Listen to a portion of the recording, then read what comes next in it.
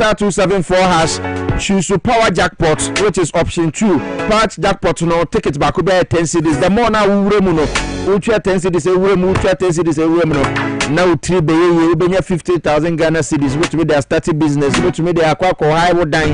They open so dey bia, which mean they a better video ma ya na draw no. Udi a usika about phone so pay ken cry momo nyafe na ba video ma abeje.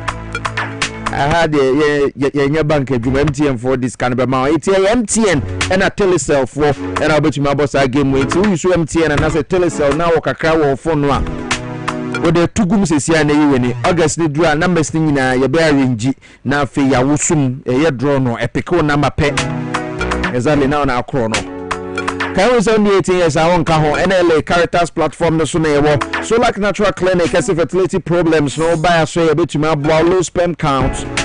Wow, Nasia Tata and Wechi or down to me in the prostate issues, STDs, sexually transmitted infections, a babuao.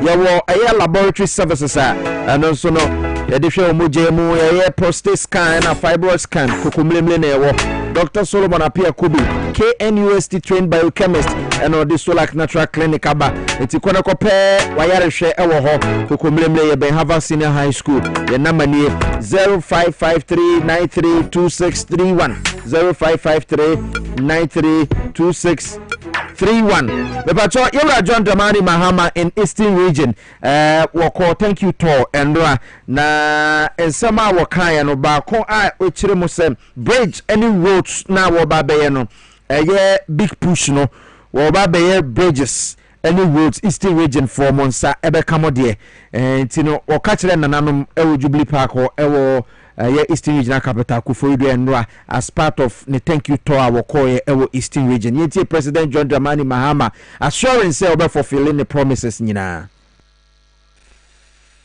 According to Kufuor bonso apeda dualization. Finalization of Oseno and Yenam bypass. Construction of modern bridge over Afram River. Moamunim Kwewu Afram Plains. Afram and Siono. Every adult echo among from Ye bridge, said the Beya Yenfa Pontoon entrance Sionum Bium. Eastern Regional Water Supply Extension. I be money pa be 1 million usio and also ye be ye na ye wie and no money dey be bring because I'm a boss am say ye wie ne.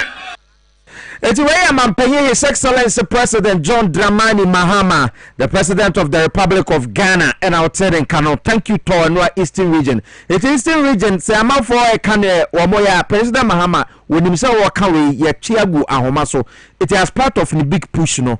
And what this answer we so to that's our Baba Buama near ma konkai. Say President Mahama no mamema me ofa akwaba wofa nana ochirakosa. Member of communication team Edema Movement for Change, but we UPN of Agaba.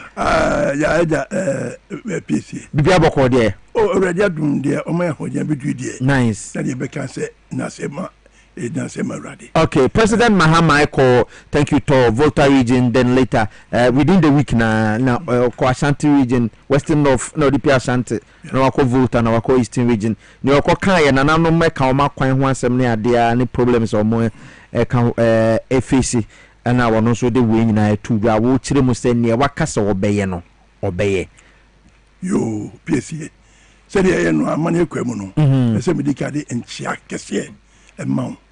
Say, Mejoso, oh, mammy, Baha, Nami, Bommy, Chemagrin, program is so intimate, me chow pay. Yes, that's a so I also any Mauline, Kansas so, also so more on the Ephemeral.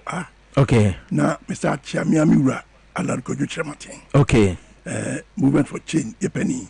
Okay, now, Crocrano, a year on my penny, John Daman Mahama, opposite us, me, on some channel, as I said, the need ma. Dear Fata, and John Smith channel. Okay. You what say President Ako Eastern Region? Ako Shebo say and no maybe obey Boada. Exactly. Very good. Okay, Piesie, as well as I can say. Maybe you say President John Dramani Mahama. Unyamia Falanko Tranchenkwa. se meka wo ye obi ntimase onyame afena ko kire ntenkwa wo on se obedi ade just 4 years and I Ghana for a toba the tiano it will be a no president ya to be tiano ko trend chain for fear and what tree na onyame no asad na ba no sa nipa no na so so no o ade pa oni mo peso ye eti bude wo mi nyina mfa mpa bonta na chi mi rechemu se no mo ka no be ye me I'm not me see me I have that inner feeling say papa no be sad no now obey how do you get that inner feeling or the compare because Kwame Nkrumah yes amamu from the Second Republic Third Fourth Republic and then a mawu this president Mahama ne work no if na kumamu na obey nso ampa okay be that pa the entire me hu say fi na kumamu say on say emra yeah party no for papa no omu vilify papa no so much me kebio ye kanomo be tia president Mahama so I say no me be tia no e ti gala fo nya ye dey agitumu say ampa o yes anoma no okay so be dem be charge be amono e je ni pasa no say obi a ye di ezawa hye ato no so saa e wa amamu mu no say o say nya kwan ba bie mu a maza o kam bia me fani agro obeso be prove chegala for say eno ma de to no so no enya no kure okay eno na me gidi say mami gidi pass eno ma waka no obeye okay ofa akosa na woten nka no wono member edema movement for change wono so bantin ne initial comments on President John Dramani Mahama thank you tono na ode bi kwam no but a big issue NPP womo national delegates conference womo ye University of Ghana campus Lagos na won kran ha Saturday ho aseme na ye ba beka wono ma ye reforms bebre anope ye ne NDC fo atwetwe ho komo bi so womo say se wo ma kwa grassroots na fe de grassroots polling station executives ye kwa to aba mo ato aba de ama party communication directors no is that the way to go NDC for say a good say wono mo asua bibi e de free wono mo ho na se kwa enim de na say omo base no be vibrant movement for change for mobohu ana say NDC for abohu NDC for dey say omumbohu na MPP Ghana for that so kaya ho kira wo mo de omokomo but afanyo market say Mahama bae wonye hwe yeti afanyo market briefly e woni nsema wo kan na yewi ana mato ama abedwafo listo nana kusi poku aba betena say wono executive director de ema good governance advocacy group Ghana uti di good governance na say wono mo nsema mo kan nyina no bebre na ade a wo mpese amamu papa ekoso Ghana ha but afanyo market say amamu papa Mahama embae yeti no barely months into their tenure, the NDC's betrayal is glaring. New levies on fuel have spiked pump prices, crushing ordinary Ghanaians. Their pledge to end Galamsey has collapsed into chaos. The president calls it a national emergency, yet refuses to declare a state of emergency. Their vow to reset our nation has become a brazen assault on our judiciary, starting with the shameful vilification of our Chief Justice. Their promise of change, a sham, with schemes afoot to funnel our mineral wealth to their cronies. Worst of all, the questionable Abdekumanot rerun, where NDC-affiliated thugs attacked our candidate, Nana Ekuafriye, former MP Hawa Kumsim, and journalists expose their willingness to trample democracy with violence. The message is clear. NDC is a failure. Ghana. Where a minority leader in parliament, Honorable Alexander Markin, and our tenant Canon, a member of parliament for the people of Efutu in the central region, Saturday, a year. National Delegates Conference NPP for we say rebuild our party no osahene koye ne okokan no NDC is a failure no pay minimum dey wadwen ya obetumi dey abai be kan dey amount but mame ko list well na poku ho na poku akwaba nya oho ye ehu ane mehwefo emere ni honti my monitor to me wo sa wuti afanyo market na wo twotworo nneɛma bi ɛwɔ hɔ. Oh, ma bɛ ma 10 minutes MPP ɔmo congress conference ɔmo kɔ bibia bi. I mean tie for ne ahwefo. Yɛgye so. Na me kan okuri nyame animu ni. MPP say enye una odi aye topic. I don't discuss irrelevance. Me obi me discussing your mayor of national importance. And then 5 minutes. Nti MPP there, I mean, would differ man boy for how do I discuss it? What must I say? But at least for the sake of democracy, it's allowed for such miscreants in society. Say yebe amount for any other. Now when who say eye nada na se bi o ma hyase a o mo dada o mo ahu Ghana fo ani ate Ghana fo ani abie Ghana fo ni madepa. Ghanaians will never be fooled by any group of wisest fools till they are a group of wisest fools and they think say omusini nyame nyansa nyame obo omo kura oni nyansa omo ni nyansa che nyame obo omo. And you know, they can think about how they can deceive themselves into believing that they can deceive the public. And it's a very laughable topic when you mention the name MPP. Because Ebia, they will try to want the public to feel, say, they have changed. But Omano Deche or Waterchrema are a funny person. MPP. Now, so the effort to me, my own, send you a wawa brabon was sitting in Bay. And do from my boy for. You heard him. Was he truthful? Even to himself? I mean, what truthful than do when say, Baumia. So what do you expect? I feel no mark you do all case NDC is a failure. No, oh, send you see the breath control no crowd to mention failure and associate NDC with no crowd no, should tell you say he has rather failed. Individually as a human being and as a collective group as minority leader no krano he has failed woefully. How many days ago and I know a majority leader matching them into an election and what has been the results? It tells you how useless an individual like Afenyo has been and failed woefully to the core. Woefully. Now sebi Ejawakonya nesasofo ena omo ankasa. These are the people delegates no mko shia wo stadium ono University of Ghana stadium ono. They are the people that elected that very worst in this Fourth Republic as president. Omo de meku for the be di yenya sa delegates no a omo ko shia no nipa 5,000 no sa odd 5,000 no omo na sa ko yi ba omi ase ono ba omi ame ye mampani wo Ghana ha asim say ye man a sebi ye adwene nyina boto nti ye nim nyansa ye nim hwe.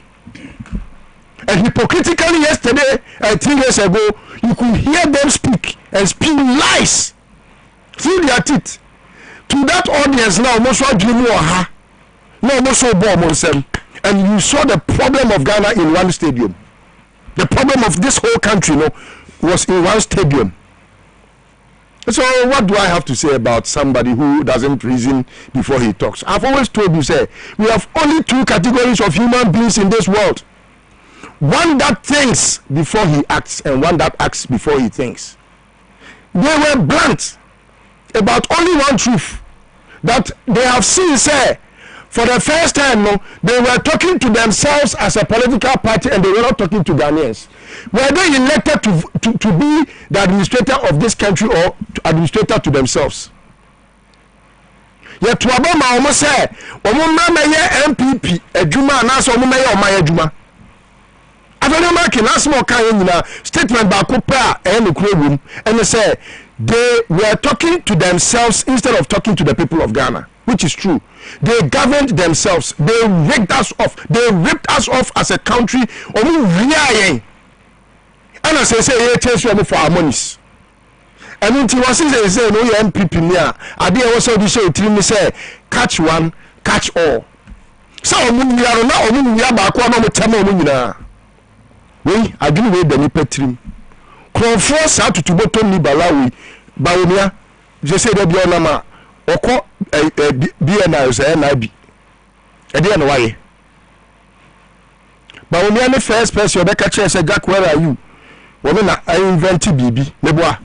How much did it cost the state? $2.5 million. That's a thief, broad daylight armed robber, talking to us and trying to even put a certain you say you know NDC for you to travel. Bawumia na ka say you bawumia ya wedi emia ya wo no na me die no won fa nkotena ba bi nkope kamia dokunu bi nie bawumia also so no check Ghana for say I don't know about Bemu in a very unlikely event. Perish my thoughts, oh Lord, my God. Perish my thoughts. Check Ghana for you, and say Bawumia man penny. Yeah, Ghana for.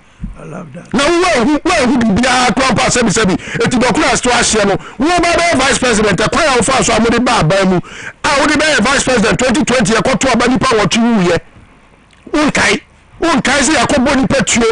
I was so well swore. One kai him can send the family and start going with a chiman. One kai.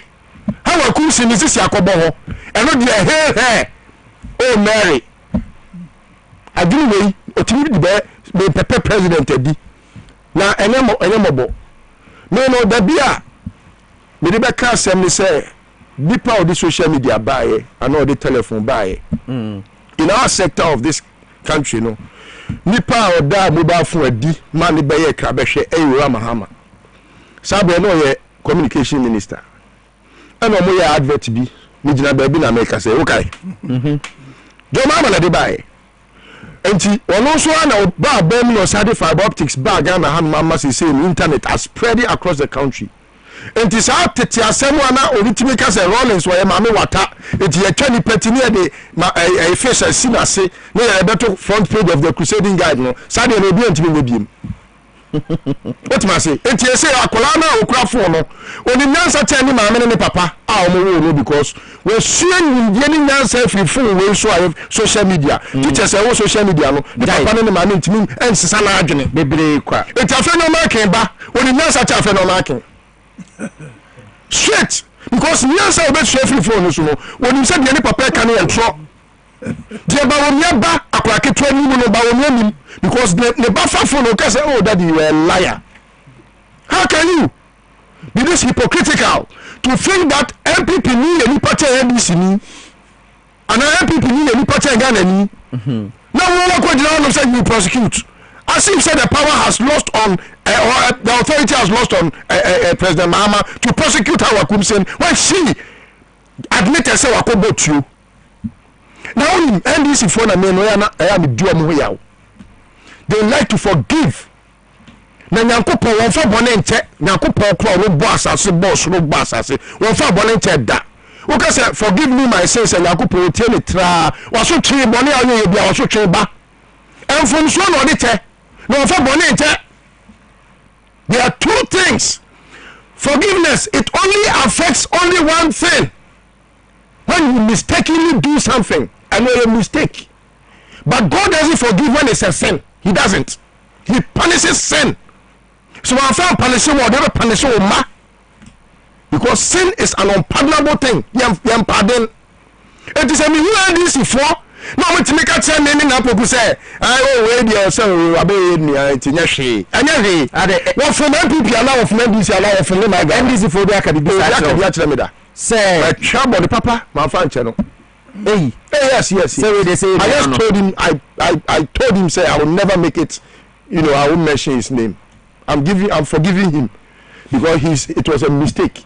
Next and the full soldiers need be a Kofi Simon they about say prosecute the looters as a John Mahama are you slow or say dia say John Mahama what the boni bia obi dia ye ne man e de chani pa kro ma ne nam Ghana fo fan chan da so ye sofo so ye hwan say cathedral minima sofo o makojo Mahama ho o enya hwe jamane nka o jamane ka Nyankopon betua o ne na sefo ka me na make a kire because yes it's a sin against humanity When in the sense can on the cathedral, when they cannot my amobia, or tear press I won't show them. Do you know how many people have been deprived of their own rights because of someone's wickedness to extort and rob the state? Do you know the meaning? Then do you know the implication of saying that we are on Kadia at the bottom under the guise of Nikosi Cathedral? You know how many people have suffered under Kufada? What I can say, and yes, Jaimanica. Jaimanica be a Jaimanica be a Udini Mamboyani Teddy or Yabonino. Madame Jayamana Cano, we are Udini Mamboyani Teddy, Nipano Yabonino. Okay, because all Yabonino, no one himself Bonino, Nakacha war. Only the Bonnie and Quincy, the Yabba Cathedral, some of the so you know, me, I don't have much when it's about MPP. Because very much important. No, I don't have much. Because look, the education on this phone, especially when you guys have sat on the radio to educate us, when my brother Kevin Taylor is on the education spree, educating the weak minds and brains. What? How are they going to fare? They are going to further sink. And I posted just a day to their congress. I said, their conference, you know. Mm-hmm. NDC there a congress, MPP there a conference. I said, they are going to put the last nail in the coffin. In their own coffin? Yes, and they did so. Because it was an amazing platform for them to at least admit their guilt. And tell the Ghanaians, say, oh, yeah, Pamucho, where I am from so, no fancy. Look at how they were feeling. I'm so many from so, they didn't even fail. Now will be our no ball micro no share boy in nam with me to die macumacon a duno soon 27 houses. Now you say the party full soldier just because of the Uber DNT. Now a bar no amount conference now aba. Oh yeah, supported by Umia because on an dream more ha. Ah, obetimi aboabo adoma no amo masa be hwia o man no. Ohu boneda. Ohu boneda. Omo nkoso na sebi kwasia na niate enti o magro no agu. Okay, kwasia na se bi oti man mu a na oni phone na oni bibia na kane ye ka entro e de hye na adwene na adwene ye ne se oni obi enti de pani aka no wofa no and na kwasia na niate wo social media eti magro no ayeden agu. Meda say mensa maji de free eye bechebro de about say more fire list well, and I love it so much. They should prosecute the thieves who squandered our money in the name of the National Cathedral. I'll say list will keep it up. Oh boy, Juma say Kaku Bennett or say Afenyo Markins. Oh, I blame the NDC leadership on this matter. Let the rule of law work. Alisa Ajobre, they will give you BP. Okay, when you Alisa, when you list to well, when you vote is SLC JMN or the message we buy. Sally for Amino and so at the end about say MPP for no their lives are over. Thomas Bullet was say more fire. Offer Akwasa so Nana Ochira Kwasa. I want to be a member of Movement for Change. Nana, where the one Kasa party Muna. After Martin Zama, former party member. Oh, Piesie. Yeah. Okasa Okrah from so. Okay. But no MPP need Mapa. Starting with UP time. And then we have Akufo-Addo. Oh, me UP na Akufo-Addo no CPP. That's true. No CPP. No for me no me CPP before. Okay. Aso me na kan no ayem ye kakra pa. Na onim deja ayem ya. Den ti ayem ya ne say. Tell me pa me was a party mu. Na it mean leader bonny to say Akufo-Addo. Money be the party so gija party no man ne. Obi aka no ja e chepa na me ya. Aso emio. Say oh na as a camp before pa delegation in Kwara no. O mo trust who say ade Akufo-Addo aye party no. So man we ya party no begu. Okay? Yeah, UP for no. And yeah, they say be a better radio na TV so. You because mo tia yeah but Akufo-Addo ma me dia papa me dia MPP who papa so say the way go for attacking MPP just because of the fault of only one man who took the party like his own property and has destroyed it. I'm a MPP who do me me catch you say Congress me so okay allow because you say Congress no it has been cooked already. Okay Piesie okay I make I can no see here but yeah pa me say more so for me Samra no be hunje me ma me ko be onoko e ye je na me onya nkrani o ka o onoko o se grafo ka me bi da onoko am ma do ka zo onoko ye je mi zo asante ni o onoko ye je o ba tu pc hwe adia o mu ye o MPP mu na me say enye se me se me de makana dada o bu se je usu makana dada say enye case but adia Akufo-Addo dia ye Alan Chematino or the Chief Chematino so one go back to Alan Uncle Pani Chawa MPP they will never see their way out na me catch wrong because that me are not really be children if you no want to say me catch you say some parties be no MPP ni NDC no e be on the roots former President Rawlings on the NDC day through him NDC bar all corner tamo within 8 years all corner I do who you say to get the party together no and so no to me chom say move for Imra no elected President John Atamils may he so rest in peace say Mra na go be tias here but no I need no who say who the papa no mu et your problem here you me na chair no dey buy even though say Mills me we need there but later on he became the president because he was elected by the predecessor who is President Rawlings. As he makes so bad, the first one one be coy, and ye, only Muniana, only Muniana, be beside a coy. First, you know, Anya, yes, Muni Mikapa. And a second one over far, current President your mama, the running mate. Also, they won, no winning election. It's a President Mama so by, you know, also so, over far, we also be appointed to be that kind of.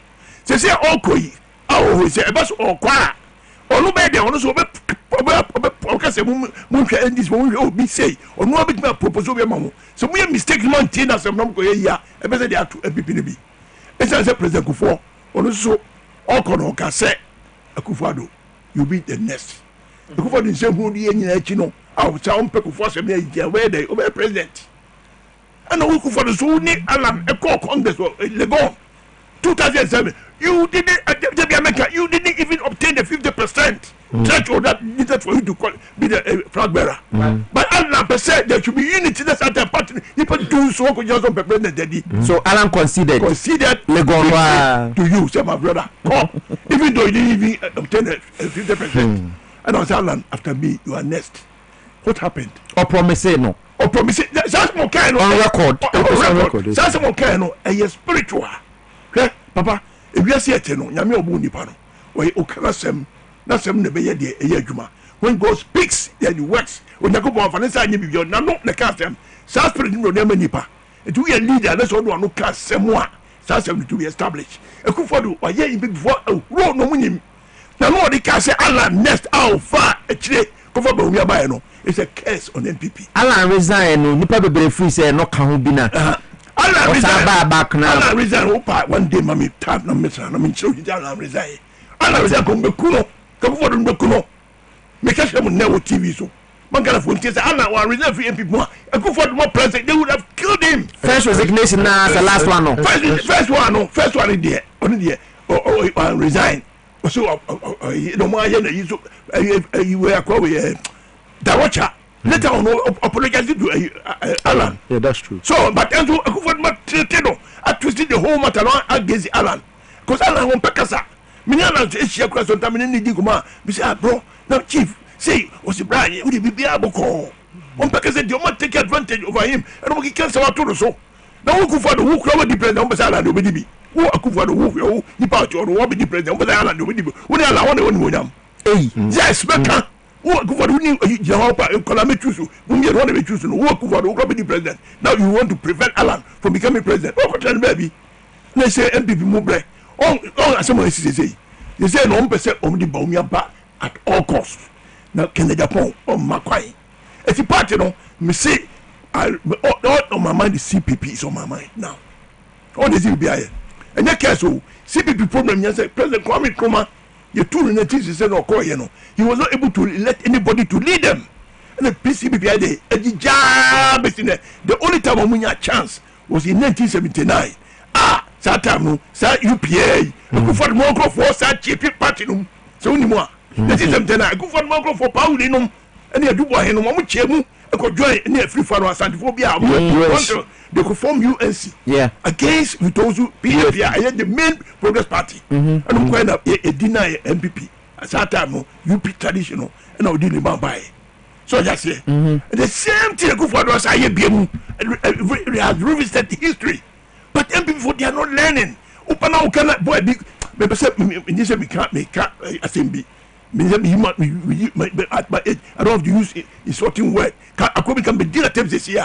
Boy be say me foolish boy be our matter. You grant me any or say no did not tell you so. Boy be sorry for a crying or say the honorable I can't deal. And go for jobs here. Christine like you. What the honorable can you know? Me try here. No did matter. As I tell you, social media, they don't like the same. No, did matter. Foolish boy be you. I said you cry. You can even not understand it. Now between what any power when party who some leader. Our social media commentators. What will happen? NPP almost some bonnet papa. A simple around people on bonnet. But they think John Mama is not doing well. Massa Jao must say, now Oku for dinner. Say free education is much better game. And a free education, we talk about free education. It's a good idea, but after that, what else? Oku for came to milk this country. Ninya Kenfrato a Bema Omagana Mary.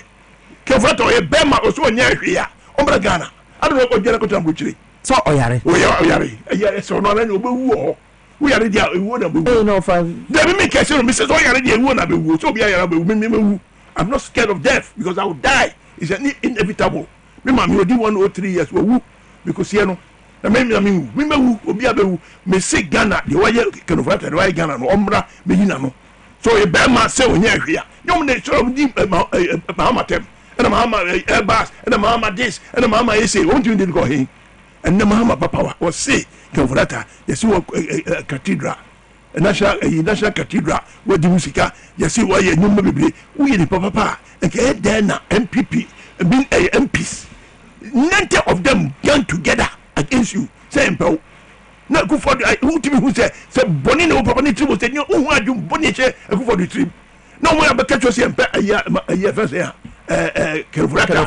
Still, I will maintain him. No more Lusua, more Lucia. I will not blame one. That's an man that can who be a man, would to be lawyer, no friend saying. Lawyer Pia Kubi. Say, no, can be now what free parliament. Or me a mafia work. For the year. And of the two for the year. You can just say, or destroy the fabric of MPP.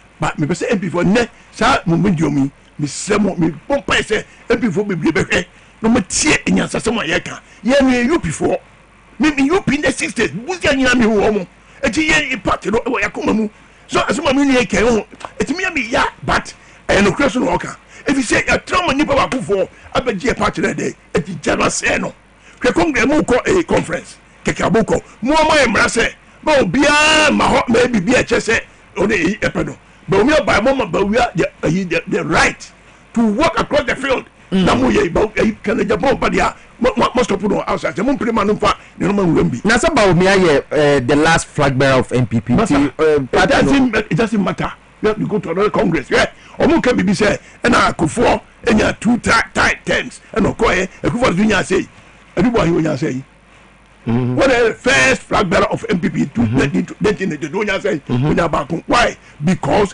he failed woefully. Because a time when you call election, it's a man to say one week, and I see Yankona stolen for the and I'm for Bufuno.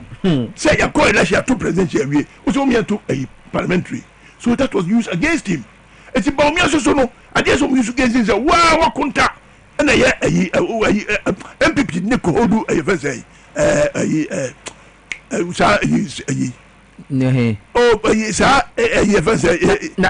city Ramadan it was MPP seat yeah that we are vice president what home city no because we are Ramadan you want nyai na ni person go chance MPP flag bearer nyami pemu me say me say bo me nya a year flag bearer na ye be call full aluta against him. Me see he's not the right person to I don't have anything against him, but I just feel say this guy is destroying the UP tradition. We need to take the hold of the party and build it again. Because we cannot have only one but some MP and this is so very popular. Because MPs come home and we no mo party the council na mu di go for them me say Piesie me slow before so mo yet no ya no nya obe ku party. Okay. Matiti ye can say we nyina no na ase wono mo kan niema MPP ya wo manyini ye mayamo Felix Kwatio Fosu voice ni video no say National Cathedral no it's no more 8 million to send na ye kan no say see after Deloitte for Edward mo audit ne buy no 97 million and now man yi bebo ka wo ho it will match you be a KBS yes I could Felix Kwatio Fosu yes expenditure into the whole there is damage before the expenditure. Damage you know you cost here there be okay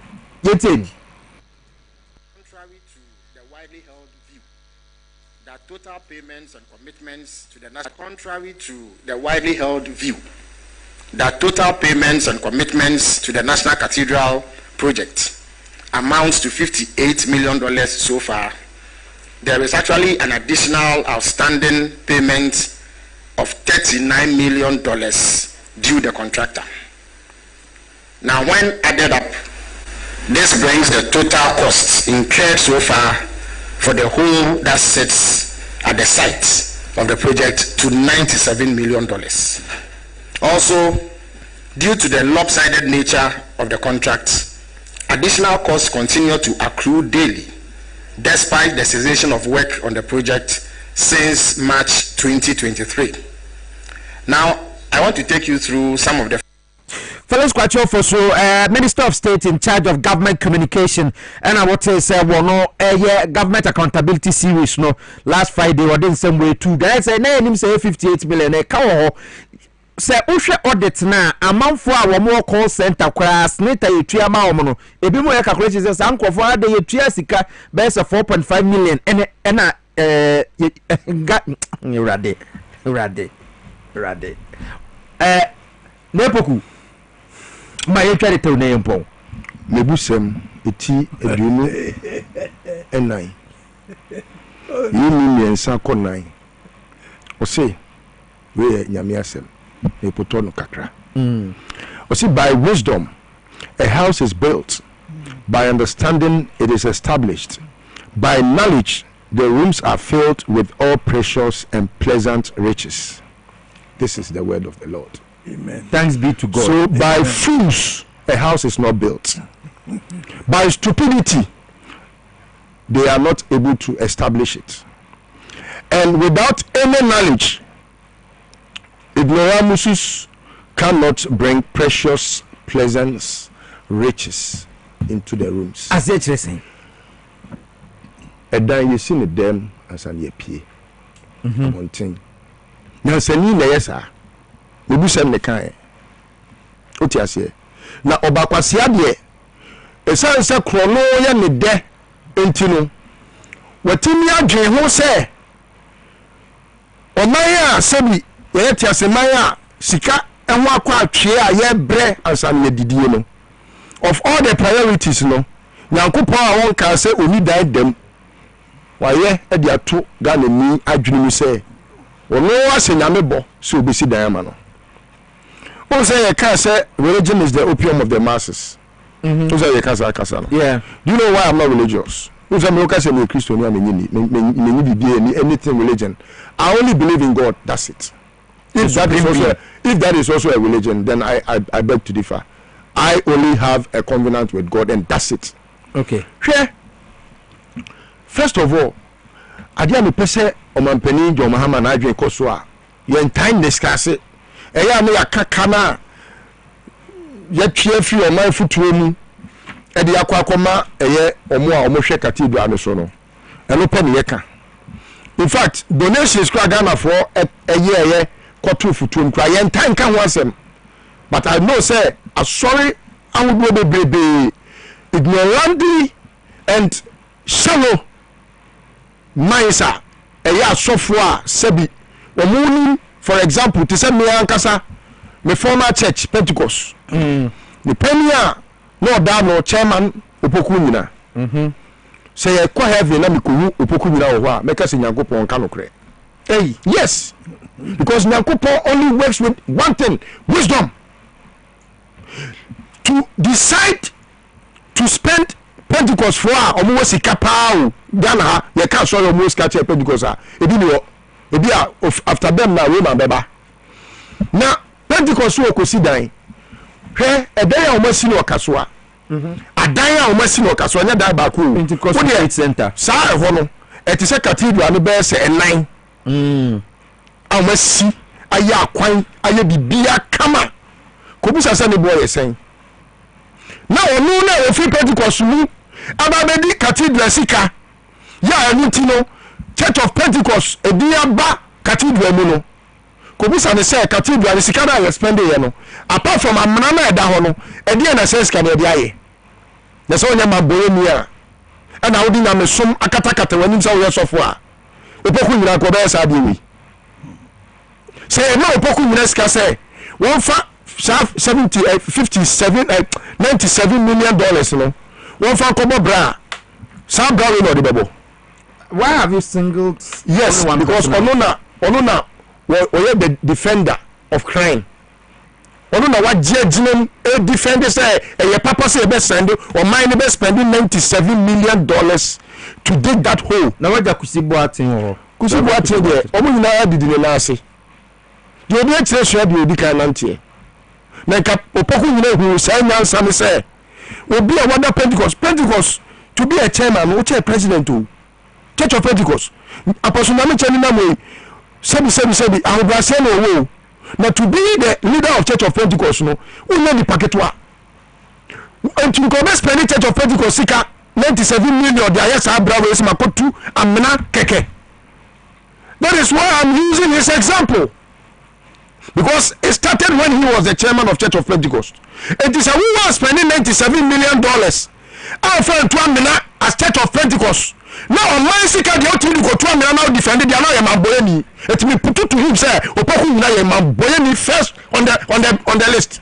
Ghana for saying Abino and prosecuted so far. President and director say he dissolve board because we salaries are man for J. Yes. Call center from Kwan one almost need it's a right order. Maybe in fact, apart from dissolution, some man penny I an address or my auditors say rem no makodomo suko near Husika say. The first thing starts with a minimum demolition. What was the assessment? How much in terms of valuation? And now properties are now worse as a selection. No cost. Because your boo say foreign consulate back egu your boo be apartments are see egu your boo or minor apartments are now charge 1,420 different apartments your boo egu so yes are costing only how much Ghana lost first to the demolition of that place where they want to construct that stupid thing they call a cathedral. It doesn't make sense. Is God homeless? Nyankopon was now sorry die muni pedua edi na David entimes na me sorry die edi na Solomon and obesi here. These are things that the Bible talks about.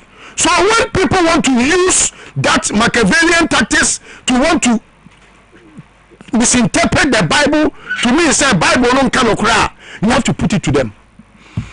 The last thing to talk about meaning namatete on the corridors of power say asofo yi binom asase oh your mama enye hwe diamanenka Ura mahama me de wei eye kotosira ba wanim enano pay unim se wonim di ni nyasani ni wonyam a sabi wo sinsuom na waham na mesrew pa se tie mafutu so ni na daachi bi ankoye no me amawo wona o party ni wabusua ene we my Ghana obi bia wo bu Nyankopon di e de dream se wan papa boni na wadi no antre ni nyansa ama sebi anyansa na ho Nyankopon fa obone nchewo me da se neba Nyankopon fa do ma bone nyedan enche no entime sew ka boni anim na Nyankopon fa bone nche se wo jai manika esa se nyankopo wo si na namu keke e wo ma we mu ye pani a sebio wo na ujira nyamia namu se wo ye nyamia sede wo se ma obi amoni di emfa nya bone okay ena nipa bi akobo ni di se wo ko si dan ama no wo ko ye hu dan hu ma hu eto mu di nyame di abokro no okay mesraw ora mahama se omoye findings ni wie na beto wanimu a don't spare anybody. Don't spare the rod and spoil the child. Don't spare the rod and spoil the fools. Don't spare the rod and spoil the old and elderly. Mesraw maninya se na ho se obi ye bone mpo no ye sofo no wo mane kodina mranim okay mane de ne wo tane bia enye wo pepa wo nsa wa da ni Pilato wa wo nsa na se wa fa na kodina mranim na wo dwe wo se election ti Pentecost for and the opoku nyina kodina mranim a ebe dey Pentecost for be ya Pentecost for winim dey because of phone it yes okay so Ramahama don't ever in any attempt spare those who have wrongfully committed crimes, heinous crimes against the states. Meda say, yada medimosis for so say, so maso yasene Arabia prostate disorders, hypertension in Ekika Obraya say, your identity barrier opposite police station no na fi Kumasi wa ine makoko ben. Eje kojo temani mpotemo ya ben school for the deaf na Accra Central ASL building no inside Ghana Highway Authority for 0244 068 447 medimosis ese sexual weakness or bar and diabetes or more ebe show. Sansona eye Kulu Ghana Limited for the Arababazin pills na by my bromo ema mubumu sakama pa pharmacy bia ode mayi ode ni dani ode so babibiri yem sesoko ne ko pebi pharmacy bia obenya Arababazin pills Kulu Ghana for ne dia bajukat pharmacy wakaswa pharmatrust wakaswa unicorn chemist wo Malam Junction ne kus pharmacy wa Shaiman 0244 139176 wafa kosa ye pon say ne the time no ya fa first Piesie say you care about National Cathedral na cathedral no for last comment to na yempo as a story afa time nyina okay onim me my honest opinion about the cathedral in fact it was not a bad idea. Because me, my travel extensively on now, especially Europe. Could be our cathedral. Cathedral no serve as a purpose for something good. And because our idea na go for the kind of but the process and 1 year and ama akofa we nyina. Okay. Because uko Africa skra, uko yamoso kra. Ofebuanye. He built a basilica. Very nice. It is a Rome. Every criminal comes with a very good intention. Every criminal comes with a very good intention. My own point. Listen well. I'm not saying what you said you are right. Me say, yes. My opinion. Me tell me my opinion is what I go by. Yes. If you say because of what I've seen about cathedral, UK, cathedral, Prince Charles Dana go warrior. A very good things that a bois chrono. Now it's like a tourist center. It was a good plan, but he didn't execute it well. Okay. On Macron, any year they abem. As my mechanic say, you're right, your man, on set up commission. Let us find out properly, let deep and find out. So beyond this was I didn't want. Into justice now BBNC medase Ghana yenya medase wofa okay 9 minutes after 10 ya pon abushia for ya de jumade ni siwa ha say wofa nana ochire akosa a member of a movement for change na listowell nana kusipoku and so executive director edema ye friend good governance advocacy Ghana wono enso no meda team ni nyina ase samota machi medi di Piesie Okrah boys prefer chief tankers honorable with that constituency na mikoi Dwabo clinic ena mekam for the amount bema wa yemre wo mpema emu namu yade bia Dwabo clinic ye okwashima ye ban fi no 0241 750282 tema branch no so ebe ewo community 25 opposite Deaf Track Estate 0557 402-696 do mama so reset Ghana Dwabo clinic bema obe reset 2cc enso de ama ye do bibia se Nyankopon ya abdoma wo chena ye be hia na ya sa abonkomo biom.